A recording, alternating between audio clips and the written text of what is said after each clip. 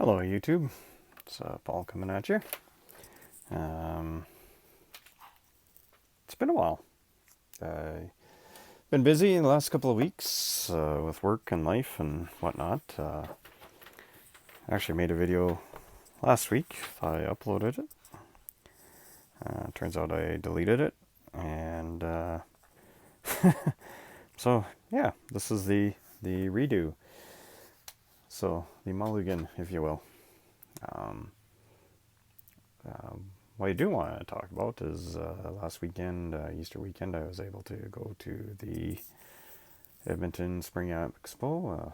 It's formerly the Summit Show. I went in 2018 when I was going to trade school for my mobile crane ticket, and didn't buy anything then. Was curious, and then 2019, my friend Chris and I and his son, we went and checked it out, and you know, yeah, picked up a few things at that time, but as far as this show, it was, I got an early admittance ticket, so 2 o'clock instead of 3 with the common rabble, and, checked it out. The show was packed Friday. Like, you took your opportunity to duck in, and, people are fairly polite, but it was, you saw a hole, you popped in, checked out a table, and see if there's anything there, and pop out, and made the rounds, and it was kind of cool. Met Brad Hartland from PSA Canada. First heard of him through the Because I'm Carlos Friday Night Hobby Talk Show. It's on at 7 p.m. Mountain, 8 p.m. Eastern, and 9 p.m. Eastern, and I believe it would be 9:30 in Newfoundland. So check it out. It's usually 3, 4, 5, 6, sometimes 7 hours. I've been there for a couple of 7-hour shows. Where we talk about hobby's goings on, hang out and chat and make fun of things and people and other characters and personalities. And so, anyways, yeah, Brad, he's a bulk submitter with PSA Canada. He's an interesting guy. I got a chance to chat with him after I'd gone for supper, and the show had sort of quieted down, and he was out and about, and introduced myself, and checked out some tables and had some musings on some of the things, and so that was neat. Also ran into an old ball hockey teammate of mine. We won the bronze, or I should say we lost for bronze, in the 2003 men's Tier 4 ball hockey provincials. May or may not have been serving a 3-game suspension for a sparing infraction, but that's a different story. But he was set up at my LCS travel down, and he had a table, and several of his customers had cabinets there, and it was good to catch up with Jamie and see what he'd been up to the last few years, and as I went out, there was some cool stuff. It surprised me how much modern basketball was there, as well. It's Canada, we're hockey. There was a fair bit of modern baseball, some modern football, not a lot of Pokemon, and what else was there? At this show, compared to 2019, there were way more PSA slabs than anything else. 2019, it was mostly BGS or BVG for vintage, and you saw the odd PSA label. I think I may saw like a handful of SGC. There was like one CSG card, a couple of HGA slabs, and just kind of look at it and go, why? A lot of KSA, which is a Canadian grader. Personally, not a fan.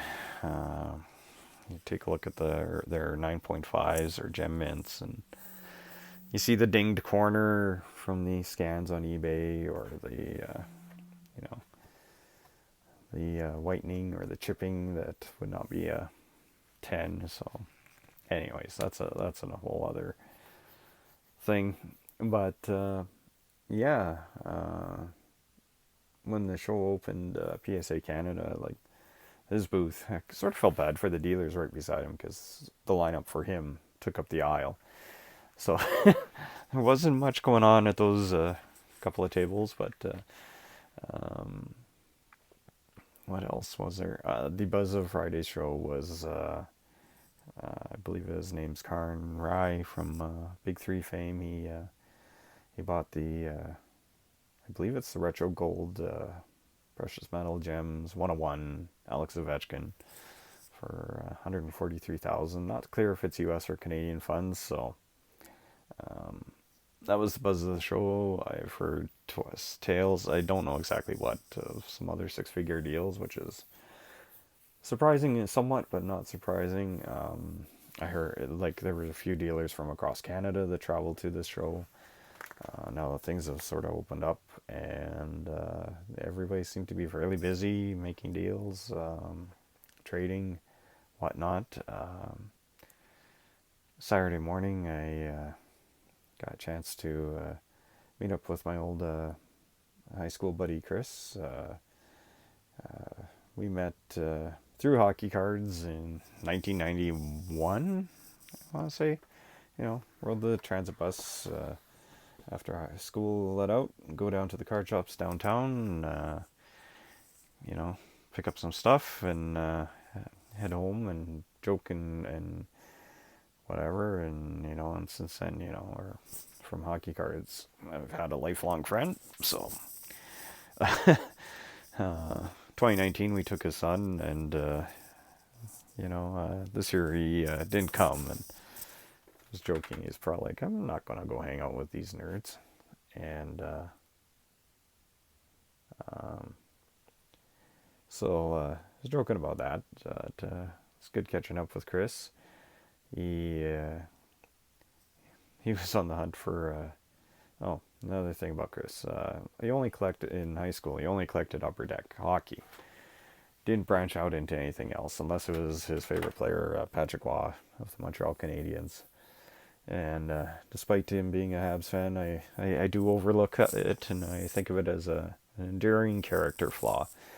But he was on the hunt for Cole Caulfield, young gun, and he hasn't kept up with the hobby goings-ons as much as I have. Every now and then I'll message him on Facebook, like, hey, look at this, or hey, check this out, or this is stupid, etc. And so, we hung out for a few hours and checked it out and made jokes. And circling back to the PMG gold. So funny, the first picture I saw of it was of the deal. It was either on Instagram or Facebook. And it was in a top loader with a piece of green tape over it. And Saturday morning it was on display in the cabinet with a top loader with a piece of green tape. Not even a one touch. I'm like, you know what? I spent that kind of money. I'd want it in a one touch. Just maybe. So, but yeah, I did point that out to Chris, and we kind of giggled about it and whatever. And so checked that out, and he was looking for Cole Caulfield. Couldn't find one. He's having troubles reconciling prices being asked, compared to years ago. But whatever, collect what you like, what you want to pay. If you want to pay. Don't. So I did find a card for another friend. Sent a quick Instagram message. Hey, this is rare. And next thing you know, we're exchanging phone numbers, and some phone calls are made, and went to the dealer and checked it out, and bada bing, bada boom. Made the deal, shipped it off. I'll be revealing it, I'm sure. So, checking the tracking, it shows it should get it tomorrow. So, yeah, hope it's everything he wanted and is happy. And so, what else? What else? Yes. So I went to a show, drove 5 hours each way, spent I don't know, 10 hours all told on site, browsing, looking. Uh, you know, my first trip through the show floor was just taking it in, making note. Okay, hey, this guy's got some cool stuff. With it being so busy, like you're kind of poking in. People are fairly polite, but there's lines along the tables, and poke in and see what's what, and maybe I'll circle back, or if this is still here, maybe.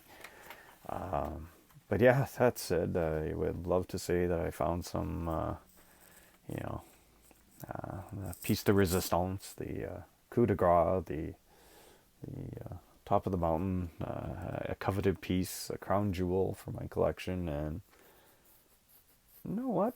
Just didn't find anything that I need to have. I don't really super collect. There wasn't much in the value boxes for like some commons for sets that I'm putting together. Like there was a couple, and they just eh, didn't the dealer was busy, or you just look at the prices and you're going, well, this will be an overpay or whatever. But yeah, just didn't find anything at the show to purchase for myself. So I did make some card related purchases. Once I left the show, I went to George's 2 in Sherwood Park. Nice little shop.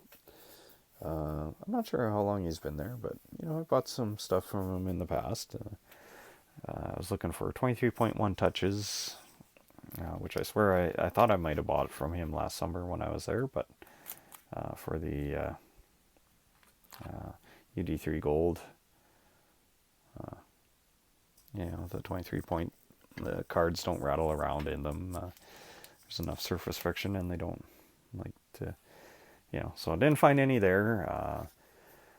Didn't go to West's, which it was sort of out of the way for me because I'd make another stop, but I stopped at Wayne's Sports Card. He's been there since, I want to say 91, 90.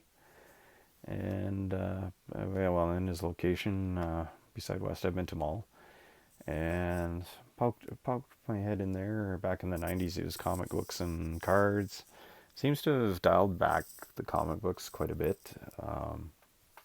And he's got Lego, he's got all kinds of things. And there I did find some 23.1 touches. So there it is, my big purchase for the show. Or for the weekend. So, you think about it. 10 hours driving, 2 tanks of gas, some meals, hotel stay, and I picked up 8 one touches. So, but it was a fun time. I did enjoy catching up with some people and meeting people and, cracking some jokes and seeing some cool cards. There was a lot of vintage baseball. Some, there's stuff that I've never seen in person. And you look at channels like Bowman 53, I think it's called, and the beauty of some of those 1950s cards is just amazing, considering the technologies they had to work with. And you see those, and then you compare them to maybe some of the Parkhurst hockey, where it looks like, it's printed with a potato, so very, very cool to see. There was some modern baseball at the show, mostly Blue Jays, but nothing that I was really interested in. There was some modern football. There's some CFL, but there was some modern basketball, Pokemon. Yeah. Well, that said, I'll try and keep in touch a little bit more there, YouTube. Um, and as Ed Wesker Griff says, get amongst it, y'all.